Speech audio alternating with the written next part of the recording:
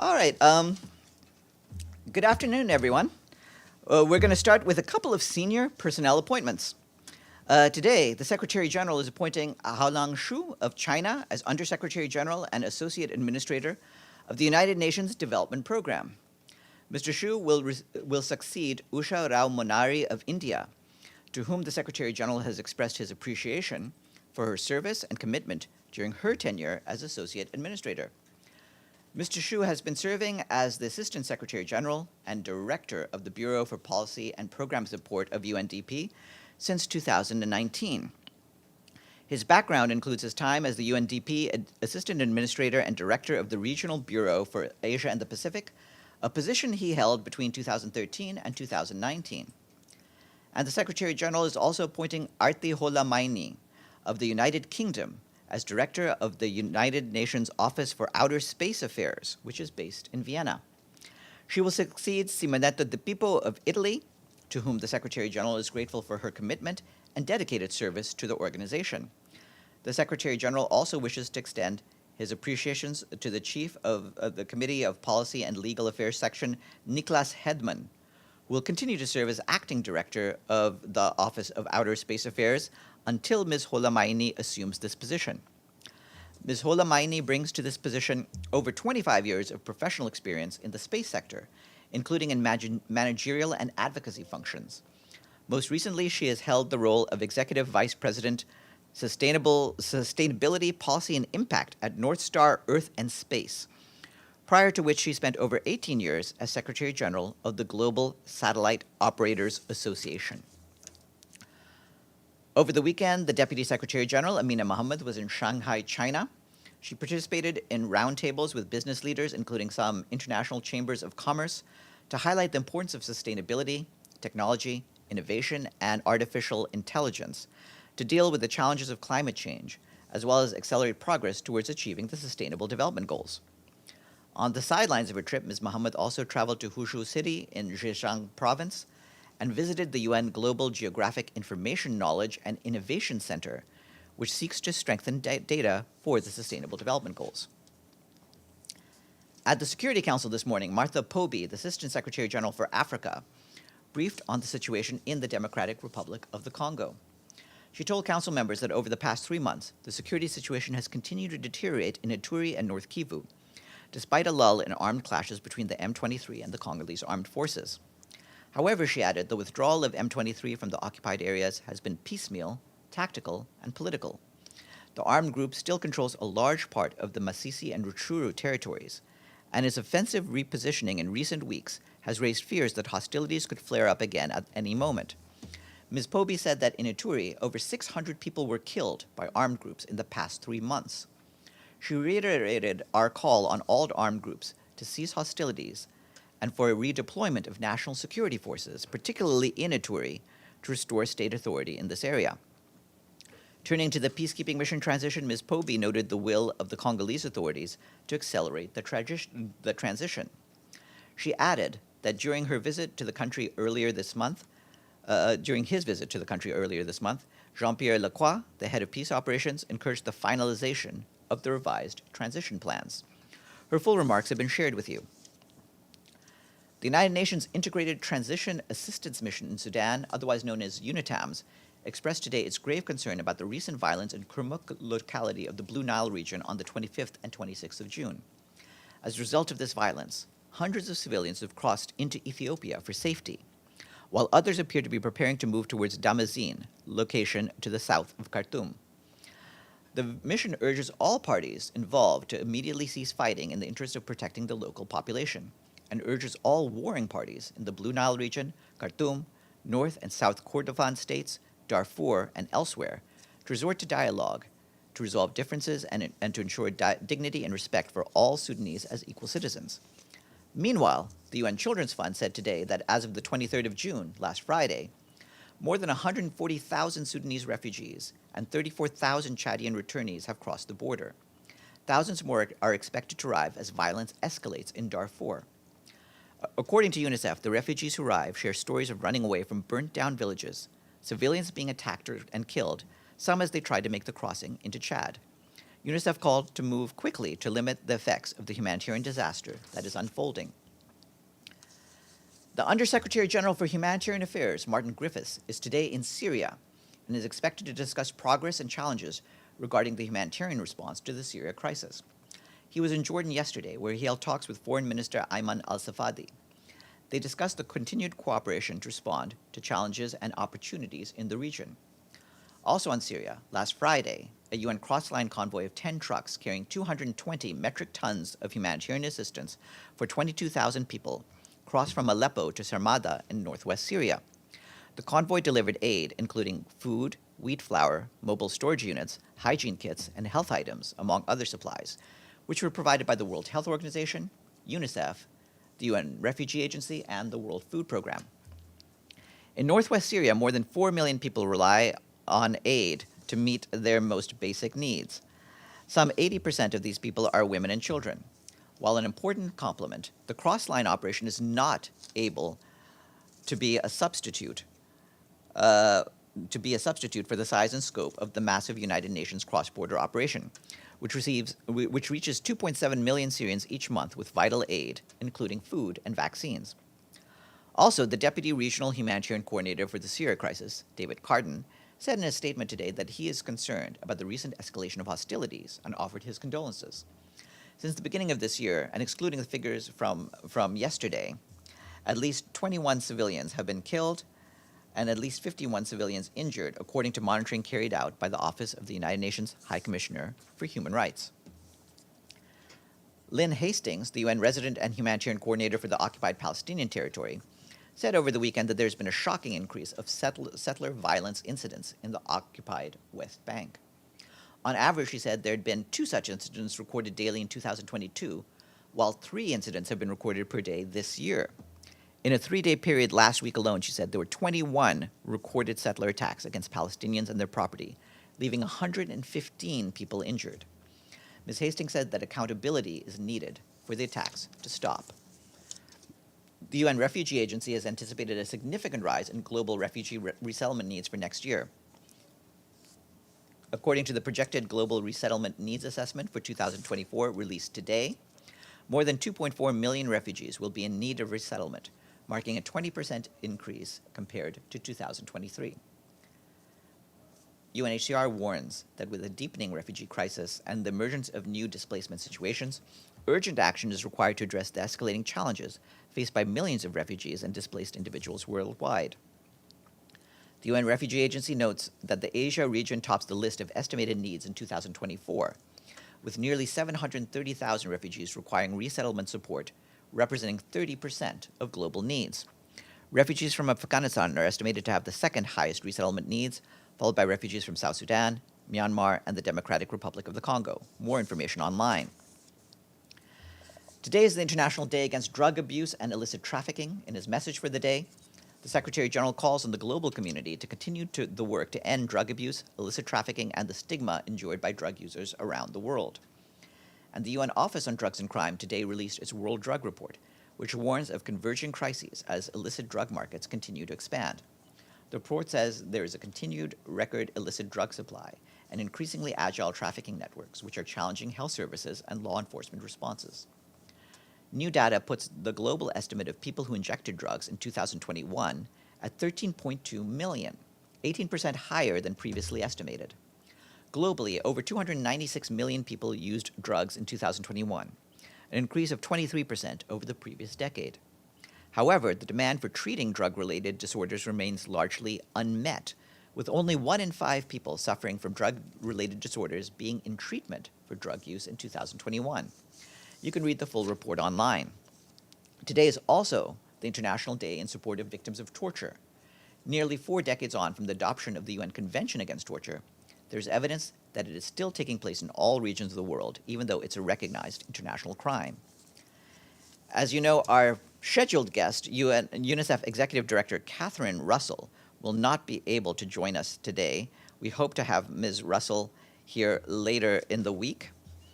At 1 p.m., the UN Special Rapporteur on the Promotion and Protection of Human Rights and Fundamental Freedoms while countering terrorism, Fionnuala Ní Aoláin, will be here to speak to you about her recent visit to the detention facility at the U.S. Naval Station in Guantanamo Bay, Cuba.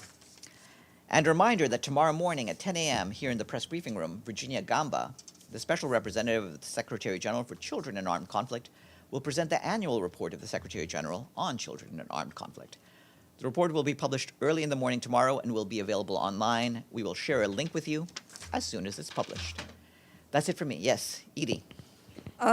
Thank you very much, Farhan.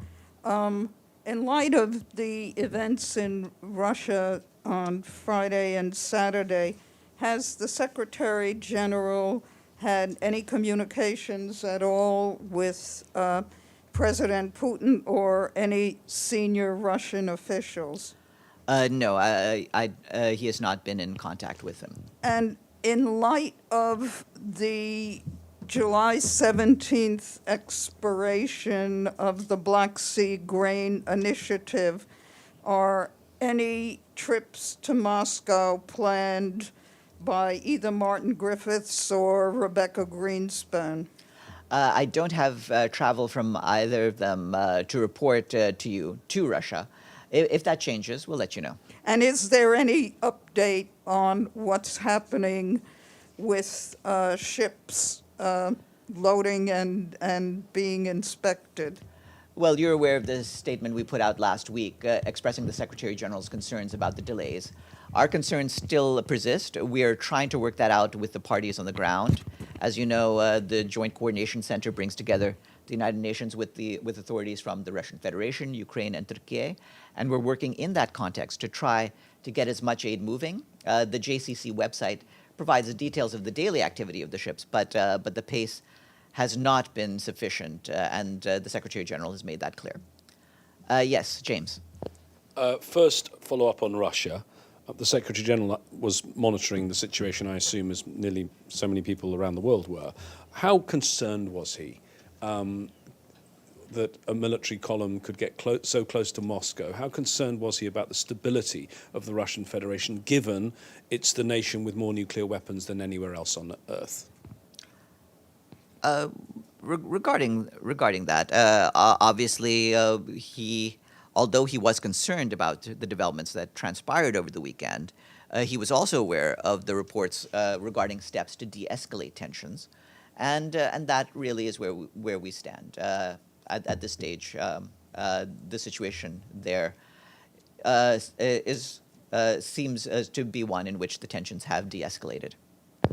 Okay, a couple of other questions. 2231 report has been received by the Security Council. And on the issue of Iranian-made drones, which is the allegation from many members of the Security Council and from Ukraine, it says simply that they are still investigating. Can you tell us, the team on 2231, there's no longer a committee because the name committee was removed as part of the JCPOA, but the team that works for the 2231 operation, what professional expertise do they have in drones and missiles? Are there military experts and drone experts on that committee? Can you tell us on that team? Well, certainly the Secretariat itself has people who have the relevant expertise as needed, but at this stage, I don't have anything really to share with you about. You can go about any examination of this topic. Right. So I mean, but the evidence which we're told by the US, I think it was the US, France, UK, and Albania came to the stakeout on Friday. The evidence that they say has been delivered to the Secretariat, that is all being shared with that 2231 team, has it? Well, yeah. What I can say is that we continue to analyze information received with regard to the alleged transfer of uncrewed aerial vehicles by Iran in a manner inconsistent with paragraph 4 of Resolution 2231, and we will report to the Security Council in due course. Okay. Well, now, just picking up on something I asked you on Friday, you weren't able to answer. Maybe now, after the weekend, you are. Mali. My understanding is there is nothing in blue yet, but there is a draft resolution that has been shared with members of the Security Council, which talks about 2 stages, a transitional stage until the end of September to do planning for the withdrawal, and then a withdrawal starting in September. How long does the UN estimate a withdrawal from Mali is going to take? On this, the main point is that we continue, as we do with all our peacekeeping missions, to leave the matter of the mandate of the mission in the hands of the Security Council. We are awaiting our instructions for them. We expect that sometime over the course of this week, the Security Council will pronounce itself, and then we will follow in terms of that with planning. Clearly, following the developments on the ground with the government of Mali, we're trying to see what kind of timetable we have. But like I said, we'll wait first for the action of the Security Council before making any announcements about what we're doing next. Yeah, but surely, just to be clear, the Security Council will come up with a mandate that allows for withdrawal. Yeah. But they're not going to come up and say you've got to leave in 3 weeks if you say it's going to take a year. So what is your advice? What has your advice been? There's clearly been advice given from the Peacekeeping Department to the Security Council of how long it's going to take. How long is that period? I don't want to get ahead of myself just yet, because ultimately the information will be shared with the Security Council members first. But as you're aware from the past experiences of UN peacekeeping, any effort to move thousands of peacekeepers, including all their equipment, all their facilities, all their supporting staff, takes a period of time. And so you can see from our past withdrawals from places that we need a reasonable timetable, and of course it'll become clearer through our dialogue with the members of the Security Council what that timetable will be. Final follow-up on this. Are you worried, though, if it's going to take considerable time, are you worried about that period of time and how you will operate, because you will be staying in Mali at a time when the government's already basically said you're unwelcome? This is not something that we're unacquainted with. The UN has withdrawn from many nations, and there's always a period of time when essentially it is in drawdown. We know from past experience how to conduct a drawdown in such a way that we can still fulfill our responsibilities to the people that we're supposed to serve. And that's what we intend to do. Deji? 2 follow-up questions on Ukraine. First, the incident, we all saw the statement from the Secretary General on the incident during the weekend. Does the UN worried about this incident of Wagner Group would further complicate the situation of this Russian-Ukraine conflict? I don't really have anything further to say beyond what I've said on this. At this stage, the key point is that the tensions that we had seen have been de-escalated. And there's rumor, it's been reported by some media outlets that there would be a possible peace negotiations maybe happen next month. Is there any information that the UN received on this issue? Well, I don't have any dates to share on anything like that. Once there's something that we're involved in, we'll let you know. Okay. My next question is on a report. The 72nd Statistical Review of the World Energy suggested that the problem is, I lost it. Okay, so the fossil fuel consumption is still it's still primarily remained steady at 82% last year, which means it's still like the biggest consumption of our energy resources. Given the fact that the 2030 agenda needs to have the, never mind. Hold on. Yeah. How about this? Why don't you take some time to Yeah. formulate a question and we'll come back to you. Thank you. Abdul Hamid? Thank you. I hope the audio is good. Excellent. Can you hear me? Yeah, no, I can hear you Yeah. great. That's wonderful. I changed the computer. So, following up the violence of the settlers, Shakid Labid, the former prime minister, he said the following about the settlers' violence. He said, Israeli security should behave decisively against the Jewish terrorists who started all these chaos acts in Yehuda and Samara, as they call it, the occupied West Bank. So some Israelis call it terrorism, and the UN called it violence. So how can the UN continue to call what's happening in these Palestinian villages, destroying homes, torching cars, killing innocent civilians, terrorizing the civilians, call it just mere violence and not terrorism? With respect, Abdulhamid, I think you need to reread the statement that we issued last week. Please reread it. It refers to terrorism. It does refer to terrorism committed by a variety of parties. So please look at that. Can Mushfiq. I quote for Winston's statement? I have it. He said he strongly condemns No. the We had a statement. We had a statement that we issued from our side here. Please look at it. Mushfiq. Thank you, Farhan. Can you hear me? Yes. Yeah. On Bangladesh and UN peacekeeping, international rights organizations like Human Rights Watch, Amnesty International urged the United Nations Under-Secretary General Lakwa to raise his voice publicly for serious human rights abuse by the government security forces in Bangladesh and ensure that perpetrators of human rights violations in the country do not get deployed on UN peacekeeping missions.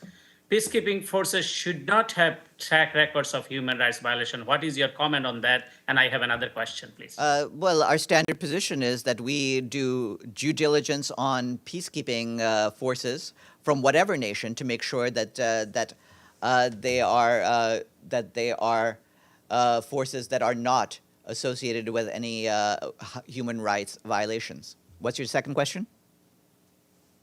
Yeah, the Under-Secretary General Lakwa had participated in a dinner jointly hosted by Foreign Secretary and the Inspector General of Police, Abdullah Al-Mamun, who served as RAB chief and got sanctioned under the Magnitsky Human Rights Act by the US for widespread allegation of serious human rights abuse in Bangladesh. RAB is reputed to be a death squad of the government of Bangladesh. Former High Commissioner of Human Rights, Michelle Bachelet, have raised the issue of enforced disappearances and role of RAB in it. Is USG Lakwa, being the head of the UN peacekeeping operation, not obliged, consider of the UN's commitments of human rights? Mr. Lacroix met with the key people he needed to meet with who deal with peacekeeping concerns. But like I said, our policy, again, is that we do not involve any forces that have been linked to human rights violations. Okay, James, and then Deshi again. Okay. Comments by the Israeli Prime Minister, Netanyahu. He was speaking in a closed session of the Knesset's Foreign Affairs and Defence Committee, but there are numerous reports of what he said in that committee. He was asked about the Palestinians. The quote, and he repeated this several times in answers to questions, the same quote, "We need to eliminate their aspirations for a state." That seems to be a very hard-line position, which is untenable with Security Council resolutions, with the whole Secretary General's position on a two-state solution. What's your reaction? Our reaction is that we will hold the parties to their commitments and make sure that we continue in line with the Oslo Accords and in line with the resolutions of the Security Council to pursue a vision of a two-state solution that includes the states of Israel and Palestine living side by side in peace and security. But Mr. Netanyahu does not seem to want to abide by the Oslo Accords or Security Council resolutions. Isn't it time for Mr. Wennesland or even the Secretary General to get Mr. Netanyahu on the phone or get him in person and find out whether Israel actually still believes in these things? If not, it seems all your efforts are somewhat pointless. Well, we're aware of the rhetoric on this. We will judge the parties by their actions, and we will continue to hold the parties to their previously stated commitments. Deshi? Sorry, sometimes I'm not myself, especially today. I got too many statistics here. Anyway, just like I said, the report of Statistical Review of World Energy just showed that the percentage of fossil fuel consumption is still at 82%, and the carbon emission reached a new height of 39.3 trillion tons last year. And so we're actually, we heard the Secretary General's urges just a couple of days ago, and it seems we're still on the wrong direction of what we were going to achieve with the SDGs. Any comments from the UN on this? Well, yes, you heard what the Secretary General had to say to you just last week about this. He continues to be concerned about the extremely high rate of the use of fossil fuels. There's no future in them. Ultimately, if we continue on this path, we will be headed towards a catastrophic rise in warming around the world. So he has made clear the steps that need to be done, and that includes, of course, a complete phasing out over time of the use of fossil fuels. All right, Paulina Kubiak, your turn.